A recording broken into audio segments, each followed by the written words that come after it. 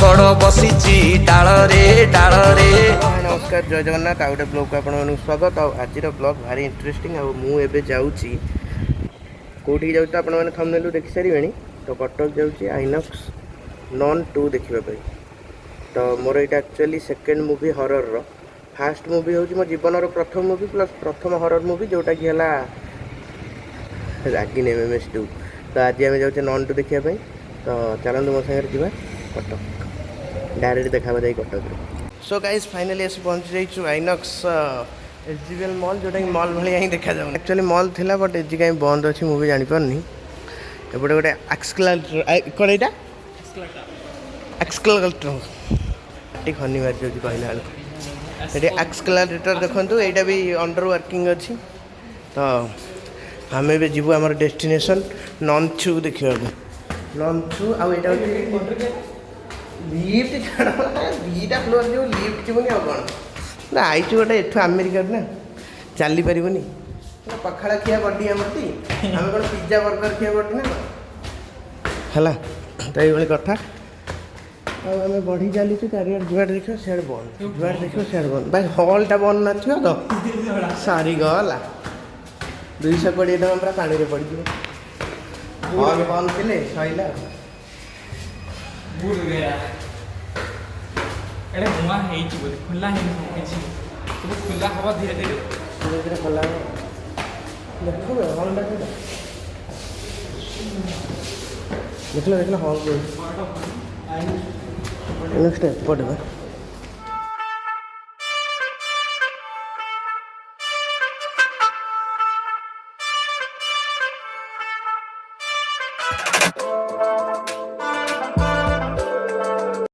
ତ ଗାଇସ୍ ଏବେ ଆମେ ଏଣ୍ଟ୍ରି କରିବୁ ସ୍କ୍ରିନ୍ 2। ଆକ୍ଚୁଆଲି ସ୍କ୍ରିନ୍ 2ରେ ହିଁ ପଡ଼ିଛି। ସ୍କ୍ରିନ୍ 2 କେଉଁଠି ଲେଖା ହେଇଥିଲା କି? ସ୍କ୍ରିନ୍ 2ଟା କେଉଁଠି ଗୋଟେ ଲେଖା ହେଇଥିଲା। ଆଚ୍ଛା, ଦ୍ୟାଟ୍ ଇଜ୍ ଦେୟାର। ସ୍କ୍ରିନ୍ 2ରେ ପଡ଼ିଛି ନନ୍, ଆଉ ସେପଟେ ଚାଲିଛି ନନ୍ର ଟ୍ରେଲର୍, ଯେଉଁଟାକି ସାରା ଲୋକଙ୍କୁ ସ୍ପଏଲ୍ କରିଦେଉଛନ୍ତି ଇଏ ସିନ୍ ଗୁଡ଼ାକୁ। ଏବେ ଜୱାନ୍ ଟ୍ରେଲର୍ ଚାଲିଛି। ତ ଏବେ POV ସଟ୍ ଦେଖ।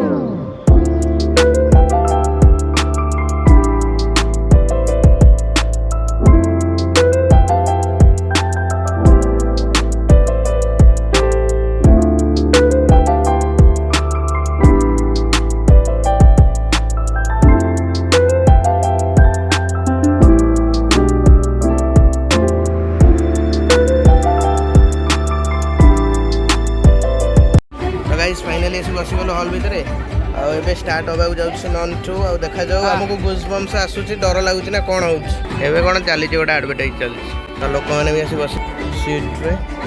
ଉପରେ ଦେଖନ୍ତୁ ଗୋଟେ ଜିନିଷ ଦେଖେଇବି, ଉପରେ ଅଛି ରିକ୍ଲାଇନର। ଗୋଟେ ସାଇଡ଼୍ ଦେଲୁ, ମୁହଁ କାଢ଼ିଲୁ। ଦେଖନ୍ତୁ ଇଏ ରିକ୍ଲାଇନର ଭଳିଆ ହିଁ ଲାଗୁନି। କ'ଣ କହିବ ଗାଇସ୍, ୟାଠୁ ତ ଭଲ ମହାରାଜା ଆଉ କେଶରୀର ରିକ୍ଲାଇନର ବେଷ୍ଟ। ହଁ ଷ୍ଟୁକିସିଆର ବେଷ୍ଟ। ଆମେ ଯାଇଥିଲେ ଯେଉଁଟା, ଆମେ ଫ୍ଲାସ୍ କୋଉଠି ଯାଇଥିଲେ? ଫ୍ଲାସ୍ ଯାଇଥିଲେ ବା କେଶରୀ। ହଁ, ତାହା ରିକ୍ଲାଇନର କେଶରୀ ଭଲ, ମହାରାଜା ଭଲ। ମହାରାଜାରେ କେବେ ବସିନି? ମୁଁ ବସିଛି ଦିଥର। ଗୋଟେ ତ ଯାଇଥିଲି 75 ଟଙ୍କା ଯୋଉଟା। 75 ଟଙ୍କା। ଆଉ ଗୋଟେ ସାଙ୍ଗ ସ୍ପନ୍ସର ବାଇ ସାଙ୍ଗ ରୋବଟ୍ 2.0 ଯାଇଥିଲୁ ଦେଖିବାକୁ। ଏଇଟା ଆମର ABCD 9। ଏବେ ଇଣ୍ଟରଭାଲ୍ ଇଜ୍ ନନ୍ 2ର। ଆଉ ଯେଉଁ ଏକ୍ସପେକ୍ଟେସନ୍ ଥିଲା ଗୁଜବମ୍ସ ଆଉ କ'ଣ କୁହନ୍ତି ତାକୁ, ଜମ୍ପ ସ୍କେୟାର୍ସ, ଏକ୍ସପେକ୍ଟେସନ୍ ପୁରା 99 ଆଉଟ୍ ଅଫ୍ 100। ତ ଆଉ ଇଣ୍ଟରଭାଲ୍ ପରେ ମୋର ଜାଣିବାର ଅଛି କ୍ଲାଇମ୍ୟାକ୍ସ କେମିତି ହେଉଛି। ଆଉ ସରି ଗାଇସ୍, ଅଫିସିଆଲି ମାନେ ମୁଁ ଏଇଟା ତା'ର କିଛି ସିନ୍ ଆଡ଼୍ କରିପାରୁନି। ଆମର ପୂର୍ବରୁ ଗୋଟେ କପିରାଇଟ୍ ଷ୍ଟ୍ରାଇକ୍ ଆସିଯାଇଛି, ତେଣୁକରି ଆଉ ଆଡ଼୍ ନକରି ଚାଲିଛି ଆଉ। ତ ଗାଇସ୍ ଫିଲ୍ମ ସରିଯାଇଛି, ହେଲେ ରିଙ୍କୁ ରିକ୍ଲାଇନରରେ ବସିକି ରିକ୍ଲାଇନରର ମଜା ନେବାକୁ ଚାହୁଁଥିଲା। ଆଉ ମୁଭିଟା ଏବେ ସରିଗଲା ନନ୍ 2। ଆଉ ଏବେ ବାହାରୁଛୁ ହଲ୍ରୁ। ତ ସାଙ୍ଗମାନେ ଫିଲ୍ମ ତ ସରିଗଲା, ବାହାରକୁ ଆସିଲୁ ହେରି। କିନ୍ତୁ ଫିଲ୍ମ କେମିତି ହେଇଛି ରିଙ୍କୁ କହିବ, ତା ରିଭ୍ୟୁ ଶୁଣିସାର, ତାପରେ ମୋ ରିଭ୍ୟୁ ଶୁଣିବ। ଆଉ ଫିଲ୍ମଟା ଭଲ ଲାଗିଲା। ସେ ଯାତ୍ରା ଲୋକମାନେ ଆସନ୍ତି, ମାନେ ଭୂତ ଫିଲ୍ମରେ ମାନେ କ'ଣ ଶାନ୍ତିରେ ବସି ଦେଖିବ, ରିଆକ୍ସନ୍ଟା ନେବ।